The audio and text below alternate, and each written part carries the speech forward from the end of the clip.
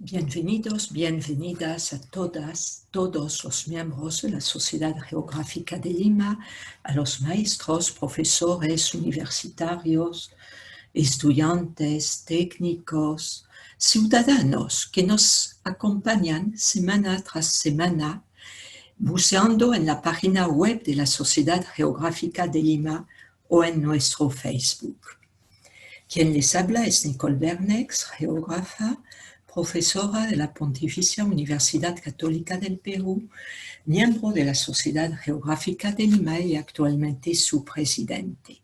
Hoy nos honra presentarles la sexta conferencia del 33º ciclo anual de actualización de conocimientos sobre la gestión del agua y COVID-19 en Nicaragua, gracias a la participación de la doctora Catherine Vamen y del doctor Salvador Montenegro. Sin embargo, antes queremos recordar los aportes de la Sociedad Geográfica de Lima en las ciencias, en la salud, en la generación de importantísimos conocimientos territoriales a través de sus miembros fundadores, recordando este año los 130 años del fallecimiento de don Antonio Raimondi. En uno de los libros de las biografías que escribí sobre él, yo recordaba cuánto gozaba de confianza Raimondi. Su seriedad y su trabajo habían conquistado a todos, letrados y no letrados, mestizos e indios.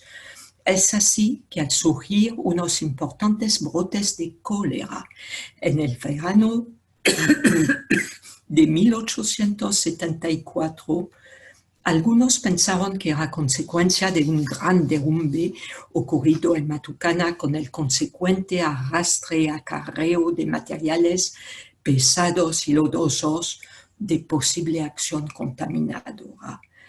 A pedido del inspector de higiene del Consejo Provincial, Raimondi efectuó los análisis necesarios y pudo concluir, tomamos sus palabras, que los frecuentes casos de cólera que se notaron en esta capital no se pueden atribuir al ligero cambio verificado en la composición del agua por el derrumbe de Matucana. Y solamente con el veredicto de Raimondi el país se tranquilizó. Asimismo, los industriales lo buscaban cuando tenían que localizar una fábrica de tratamiento químico. Los mismos indios le encomendaban algunos exámenes. Tatay, mira, le decían, y confiaba en él. No recelaban de este hombre que siempre se les había mostrado leal y generoso, bueno y veraz.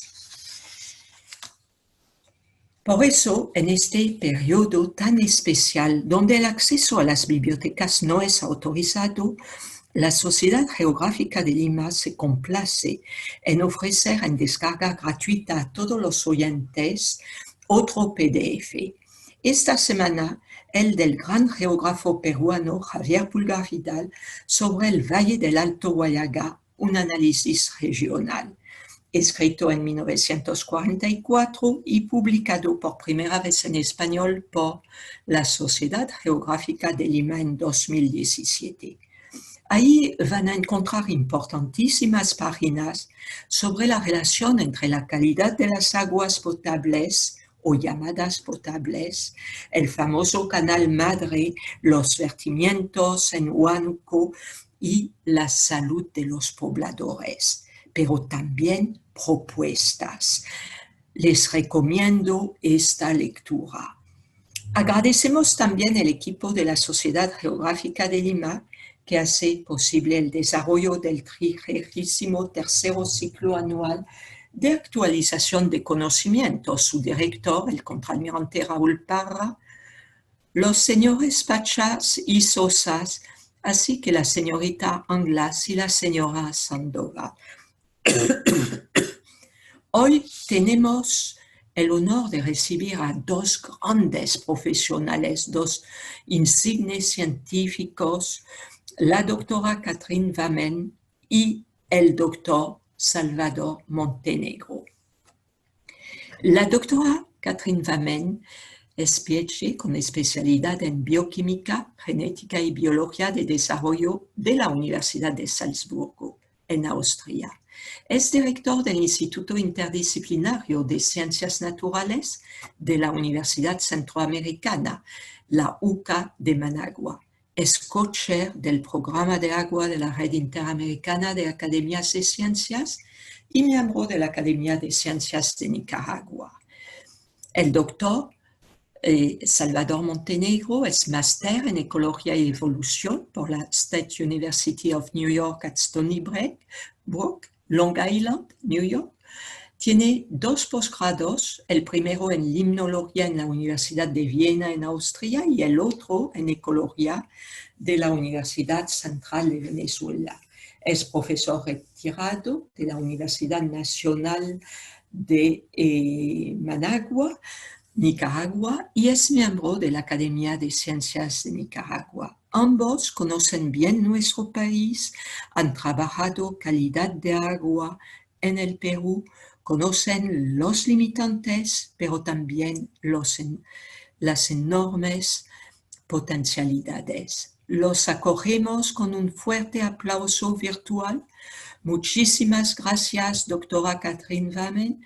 Muchísimas gracias, doctor Salvador Montenegro.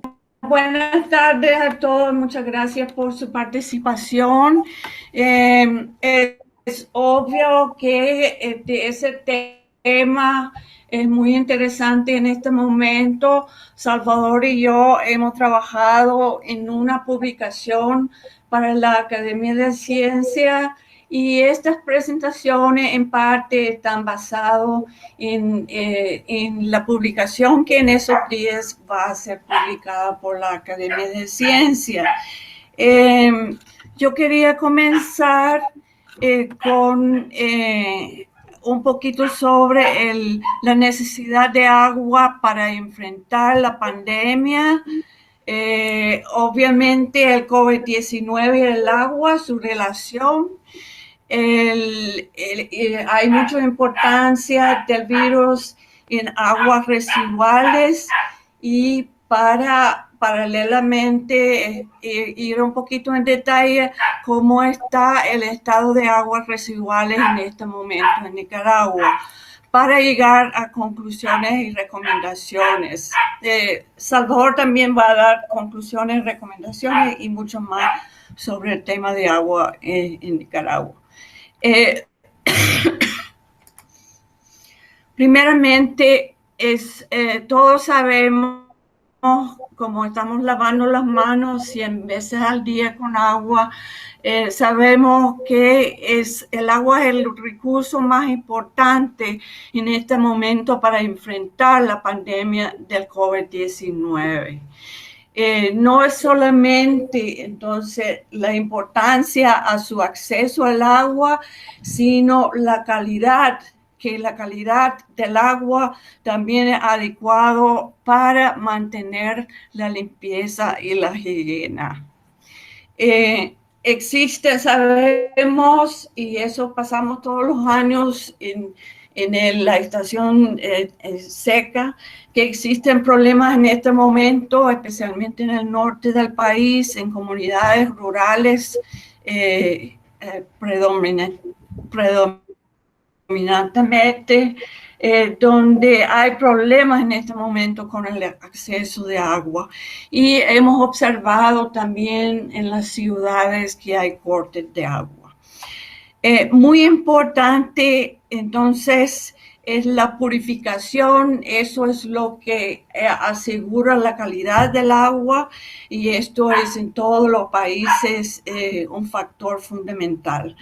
Pero también hay que ver el tratamiento de las aguas residuales para asegurar en su totalidad un ambiente higiénico para la población y vamos a ir más en detalle en algunos momentos. Es importante, no quiero ir mucho en la parte técnica, pero es importante entender el virus. Es un virus especial con envoltura. Eso, ¿qué quiere decir? Que tiene una membrana de lípidos en su exterior. ¿Por qué menciona eso? Porque eso determina su comportamiento en el agua y su sobrevivencia. Se ha visto que el virus tiene una transmisión por contacto directo, más que todo por la vía respiratoria, inhalación de bioaerosoles, pero también sobre superficie y contaminación de manos. Y eso va hasta las membranas mucosas de la nariz y garganta para entrar en el sistema respiratorio. Por suerte, y estamos realmente alegres de todas esas características, que es poco persistente en agua, aunque hay estudios en este momento que está investigando cuánto tiempo es su sobrevivencia. Y por suerte, el virus está muy susceptible a la inactivación química con desinfectantes y a la luz ultravioleta. La gran mayoría de los sistemas de purificación han considerado la eliminación de virus hasta más robusto que el COVID-19. Por eso la dosis de cloro es muy importante. El cloro tiene la capacidad para penetrar a esta membrana, la envoltura, para reaccionar con las proteínas adentro del virus y inactivarlo. Como lo había mencionado, los virus se transmiten directamente de persona a persona por medio de gotas de agua a la vía respiratoria. No sobreviven mucho tiempo afuera de su anfitriona, pero las transmisiones por medio de aerosoles hay que tenerle mucho cuidado en el contacto con agua, alimentos y las superficies. Hay mucha investigación en este momento, cada día sale investigaciones sobre la sobrevivencia del virus en el ambiente. Pero por eso es muy importante ver la necesidad de acceso a agua tratada en todo el país. La excreción continua del virus podría tener mucha importancia para la salud pública por su transmisión a otras personas mediante estos bioaerosoles, como mencioné, y también por la contaminación por superficie. Por lo tanto, aguas contaminadas podrían constituir potenciales vehículos para la exposición siempre cuando se generan aerosoles. Por lo tanto, es muy importante asegurar el acceso a agua tratada en zonas urbanas y rurales con la calidad adecuada para consumo. Por eso la pandemia ha mostrado una vez más la importancia de la desinfección para asegurar su calidad microbiológica y una desinfección con la dosis óptima para la purificación. Para ver cómo estamos en Nicaragua realmente con el acceso al agua. Estos es el último estudio o recopilación de datos que le dan los gobiernos a la Organización Mundial de Salud, donde menciona que en 2015 59% de la población nicaragüense tiene agua gestionada de manera segura. En las zonas urbanas es 79% y en zonas rurales solamente 30%. Sí, lo notamos que 40% de la población vive en zonas rurales esto lo miramos como es vulnerable las zonas rurales del país. Como lo había mencionado, es muy importante que no solamente existe desinfectante, sino en su concentración adecuada. Se ha encontrado que el coronavirus puede entrar en el sistema de distribución de agua potable si ese desinfectante está en una dosis baja.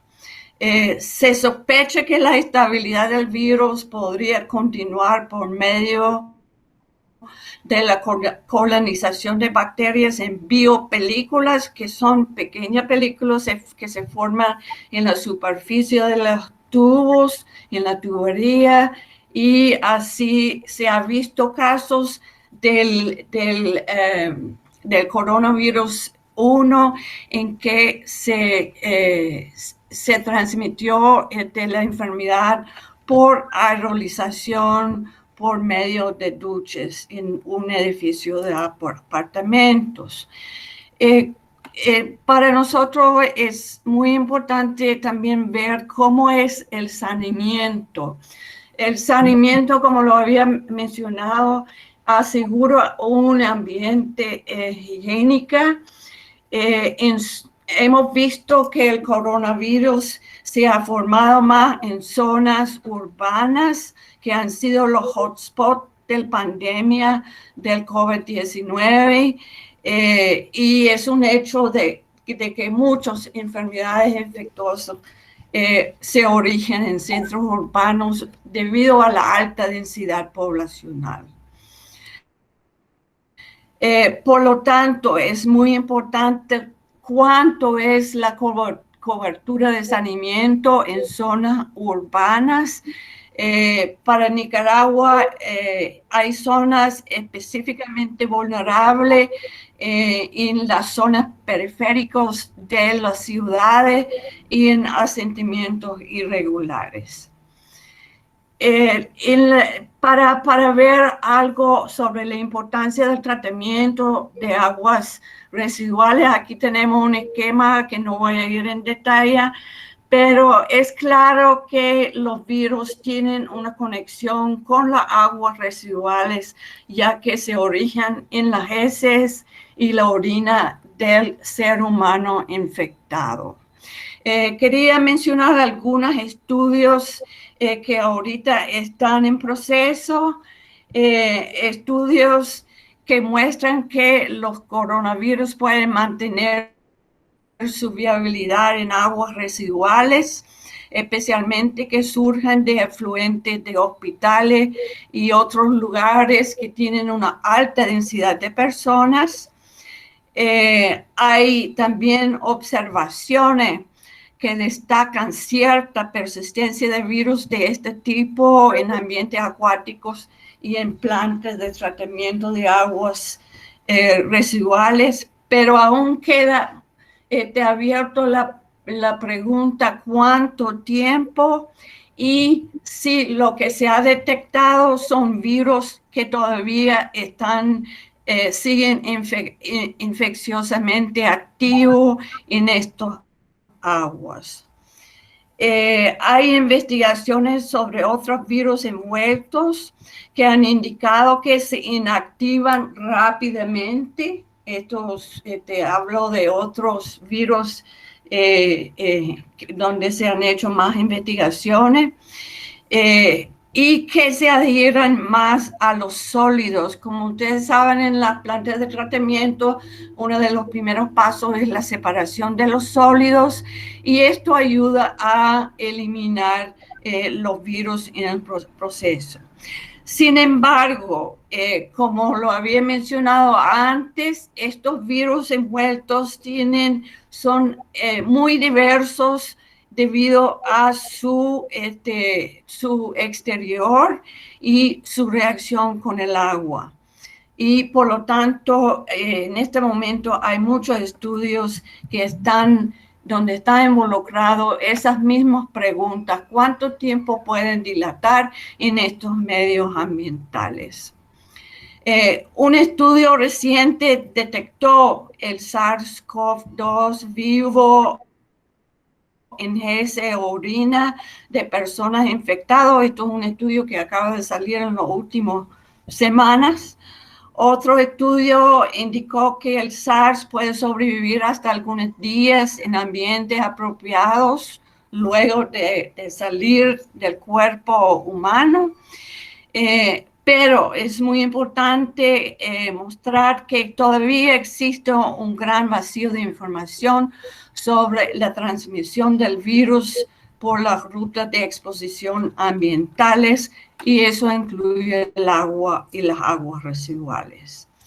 Pero la pandemia nos ha mostrado la necesidad de investigar sobre estas rutas y otros detalles sobre la sobrevivencia de virus en estos medios ambientales. Quería mostrarle algo sobre las aguas residuales y el estado actual en Nicaragua. En los últimos años, desde el año 2000 hasta el año 2015, el porcentaje de cobertura de tratamiento de aguas residuales ha subido hasta 8% en su totalidad. Mejor en centros urbanos hasta 13%, y se indica que también las conexiones a alcantarillados han aumentado del 28 a 39% en 2015 en los centros urbanos. Es notable que el porcentaje de la población que aún practica fecalismo al aire libre ha reducido en los últimos años, pero aún en los centros urbanos, centros rurales, existe 15% de la población que lo practican. La cobertura de tratamiento, por suerte, y siempre es bueno mostrar que la situación se está mejorando. La cobertura de tratamiento de aguas residuales en este momento está aumentando. Nosotros mismos en el instituto hemos trabajado con algunas nuevas plantas de tratamiento por medio de un programa integral sectorial de agua y saneamiento humano que se llama el proyecto PISAR. Se ha aumentado y en este momento se ha instalado y renovado plantas de tratamiento y alcantarillado en 14 centros urbanos. Y en las zonas rurales todavía se destaca por la falta de saneamiento y, como lo había mencionado, aún el fecalismo al aire libre. Para ir terminando, solo quería mencionarles algunas investigaciones interesantes. En este momento también se está haciendo investigaciones mismo en plantas de tratamiento de aguas residuales como un sistema de alerta temprano para comunidades en países como Holanda, Estados Unidos y en Suecia, donde se puede detectar y usarle como un monitoreo que en este momento se llama epidemiología basado en monitoreo de aguas residuales. Eso está en proceso también a ser desarrollado, y hay mucha esperanza que se va a dar un buen herramienta para mejorar el seguimiento y control de potenciales infecciones patógenas con amenaza a la salud pública. Para terminar, y basado en lo que he puesto, algunas conclusiones y recomendaciones específicas para nosotros en Nicaragua. Visto que el agua es tan importante para impedir infecciones de todas las enfermedades en centros urbanos y asentamientos, es prioridad asegurar el acceso a agua, pero agua de la calidad adecuada. y bajo condiciones continuas para poder realmente asegurar las condiciones higiénicas domésticas y laborales. Es prioridad a mediano plazo la continuación rápida del desarrollo de programas destinados a asegurar la cobertura de tratamiento de aguas residuales en todo el país, que también incluye una evaluación y seguimiento de que si esas plantas están funcionando como deberían funcionar. Y para de último, dado que 40% de la población vive en zonas rurales, es urgente introducir medidas para establecer mejores sistemas de tratamiento de aguas residuales adaptados a las condiciones locales para ir erradicando completamente el fecalismo al aire libre en Nicaragua. Estos 3 recomendaciones, y van a escuchar más por parte de Salvador, para mejorar y asegurar la salud de la población. Muchas gracias. Ocasionada inicialmente en China, la cual, bueno, estamos familiarizados y muchos horrorizados al ver los famosos mercados húmedos, donde se ha comercializado una serie de animales silvestres. Y si bien en nuestro país el consumo de murciélagos y pangolines prácticamente es inexistente, pero vemos que sí se consumen garrobos, guardatinajas, serpientes, venados, es decir, todo lo que se llama carne de monte, y que provienen de ambientes, de ecosistemas que se encuentran también sumamente tensionados.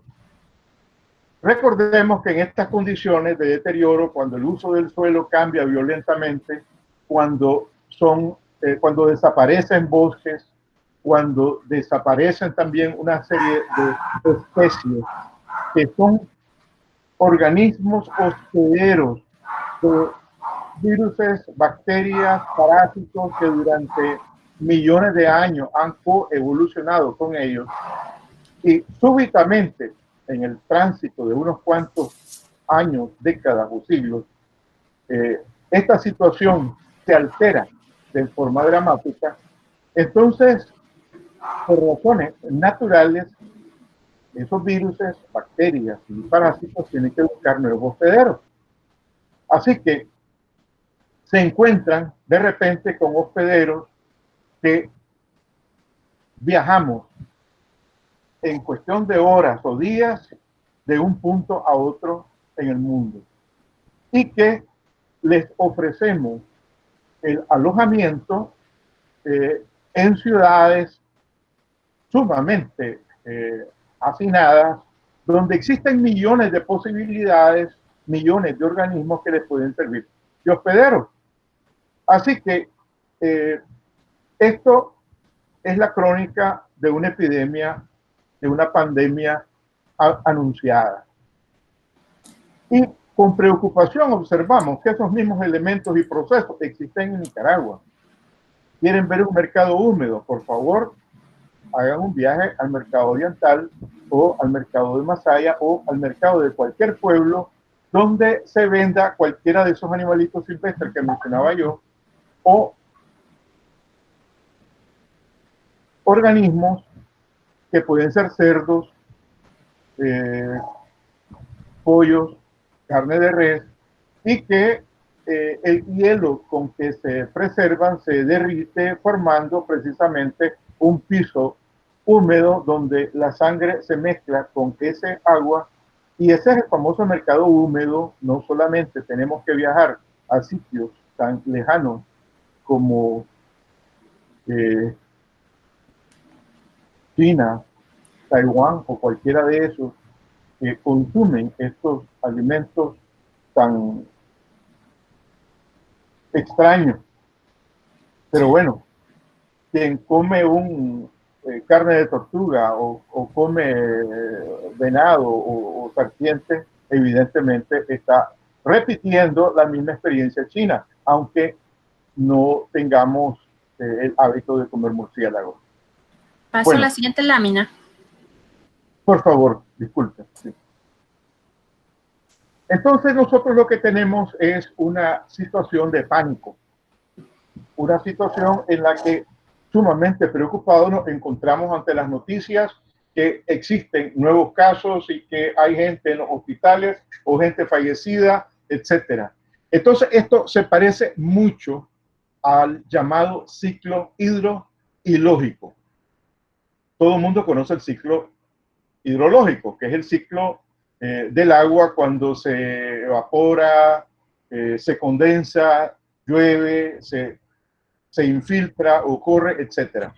Sin embargo, el ciclo hidrológico es mucho más humano porque se desarrolla el pánico cuando estamos iniciando una sequía severa como la que estamos viviendo en este momento, y la gente entonces empieza a preocuparse por la falta de agua hasta llegar a un momento en que esta preocupación se convierte en pánico porque la necesidad de obtener el agua no es satisfecha. Y este pánico puede exacerbarse mucho dependiendo del rigor de la sequía, hasta que inevitablemente empieza a llover nuevamente. Y ese pánico desaparece. Así que al llover nuevamente, el pánico le da su lugar a la apatía porque nadie más se preocupa de lo que padeció durante la sequía y olvida todos sus problemas y pudiendo tal vez generar alguna solución para prepararse ante la nueva sequía, usualmente lo olvida y esa apatía forma parte entonces de un ciclo en que el pánico de la sequía y la apatía cuando llega la lluvia es sumamente humano. Bueno, analógicamente hay una analogía entre esta situación y lo que estamos viviendo ahora. Existe un pánico mundial entre el alto riesgo de contagio causado por la posibilidad que seamos algunos de esos fallecidos, y luego cuando los números van bajando, la guardia se baja ante la progresiva disminución de los casos infecciosos, y lo estamos viendo con las playas que se abren y la gente corre entonces a divertirse. ¿Por qué menciono esto? En la siguiente lámina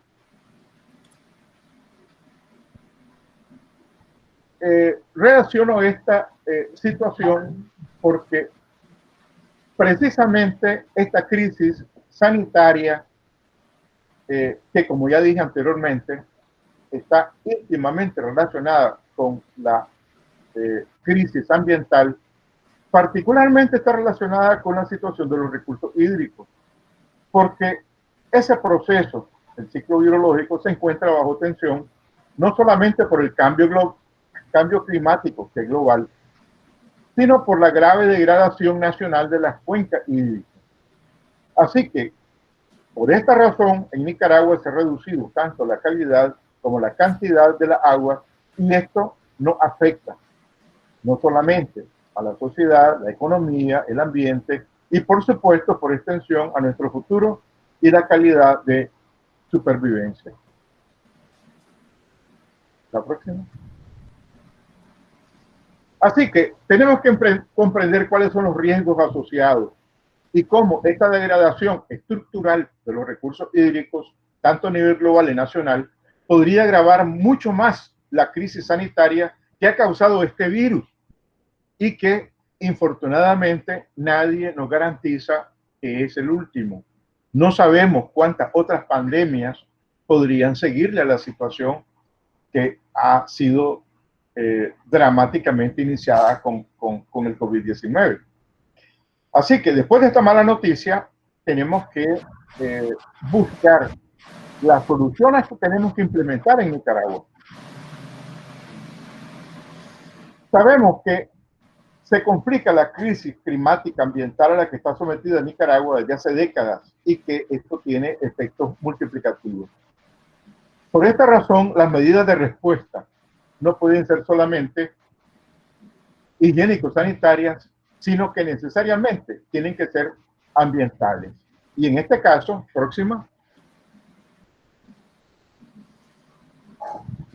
para disminuir el impacto sobre la vulnerabilidad social y económica, que aumenta en la medida que el fenómeno de la desertificación al que está sometido Nicaragua de manera general, causada por la deforestación, que todos lo conocemos, la agricultura que no es sostenible, la ganadería extensiva, que está transformando nuestro país en un enorme desierto. Y mientras tanto, nosotros solamente observamos, porque no ha habido realmente los cambios necesarios. Así que, si bien existen declaraciones políticas de naturaleza retórica, la degradación ambiental, debido al cambio de uso de suelo en un país que debería ser el 70% cubierto por bosque en el territorio, podemos entender que el ciclo hidrológico no está funcionando como debiera. Y esto, por favor,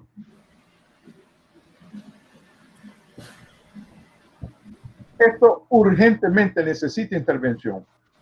Así que esta crisis ha agregado nuevos tensores y causas sobre el ecosistema cuyo desequilibrio se está agravando. Así que los abundantes recursos hídricos nacionales y sus cuencas, que ya estaban antes de esta crisis bajo severa degradación y desertificación, puede complicar mucho más la situación. En medio de la crisis ha habido quienes deciden terminar de expoliar bosques para enriquecerse, así que en un contexto sumamente peligroso y sumamente tensionante sobre los recursos. ¿Significa que no hemos hecho nada? No, esto no es cierto. Se han previsto soluciones, tenemos leyes, aunque en honor a la verdad aún no han sido aplicados, pero ha quedado en evidencia que la más alta prioridad es la necesidad de profundizar el conocimiento sobre los recursos hídricos y concretar la adecuada gestión integral de suelos, flora, fauna y la diversidad biológica. Y para esto se necesita hacer la planificación hídrica de las aguas superficiales y subterráneas y ejecutar de manera adecuada esos planes. Entonces, por favor, hace, 13 años, se aprobó, después de 25 años de esfuerzos, la Ley General de Aguas Nacionales y define la gestión integral de cuencas como un conjunto de actividades normativas, administrativas, operativas y de control que deben ser ejecutadas por el Estado y la sociedad para garantizar el desarrollo sostenible y la óptima calidad de vida de los habitantes de cada cuenca hidrográfica. Y ustedes se preguntarán, ¿y eso qué tiene que ver con el coronavirus? Bueno, esto tiene que ver todo, porque precisamente sin un ambiente sano, donde efectivamente los procesos naturales se puedan llevar a cabo de forma adecuada, no es posible afrontar una crisis tan severa como lo de los virus actuales, y no sabemos la de los futuros. Por favor. Esta es una ley muy simple. Se apoya en unos principios rectores elementales, el conocimiento. Dice la ley que de alta prioridad para el Estado el conocimiento del recurso hídrico del país como elemento indispensable para la gestión sostenible. Y para eso tiene previsto un instrumento de gestión, el Sistema Nacional de Información de los Recursos Hídricos. Tenemos 13 años de espera. Y este sistema es el que nos tiene que abastecer con información geográfica, meteorológica, hidrológica, hidrogeológica, etcéterológica sobre el agua, incluyendo los bancos de datos, la operación y mantenimiento de las redes y la difusión de la información obtenida. Sin esa información, nosotros no podemos entender o proteger el recurso. Otro principio rector, que es una columna esencial, es la del manejo integral. La gestión del agua, dice la ley, se basa en el manejo integral de las cuencas superficiales y subterráneas, el uso múltiplo de agua y la interrelación que existe entre el recurso, el agua, el aire, suelo, flora, fauna y la diversidad biológica. El instrumento de gestión es la planificación hídrica, es decir, la formulación e integración de esas previsiones para aprovechar adecuadamente el recurso y protegerlo. Esa planificación hídrica implica la elaboración de un plan nacional de los recursos hídricos. Y luego podemos entender que para poder darle las condiciones de previsión, no solamente contra el coronavirus y los otros que vengan y los que han venido, es que tenemos que tener agua. Sí, muy bien, una recomendación esencial para todos es, llegó de la calle, se bañó inmediatamente, lavó su ropa, se higienizó, pero si abre la llave y no hay agua. Y lo extraño es que no es que no haya agua en el país, la cantidad de agua que existe en el país es tan grande que no podemos siquiera aprovecharla, pero hace falta la aplicación de la ley para poder estar en esas condiciones. Así que, para disponer de agua, para la higiene personal es esencial, resulta esencial para la prevención y el tratamiento de la pandemia disponer de ese agua. Y no solamente para esta pandemia. Tenemos males estructurales como la gastroenteritis infantil que sigue llevándose miles de niños simplemente por carecer de los hábitos higiénicos sanitarios o simplemente carecer del agua. Así que esa alta morbimortalidad infantil del país está relacionada con el mal uso que hacemos del ambiente, por supuesto. Así que la aplicación de estas medidas de prevención y el tratamiento de los malestares será posible en la medida que se logre restaurar nuestra naturaleza y el funcionamiento correcto de las cuencas hídricas nacionales, es decir, agua para todos los usos y todos los usuarios. Así que el panorama que nos mostró la doctora Vamen cuando mencionaba las severas dificultades para darle tratamiento no solamente al agua que se consume, sino al agua residual.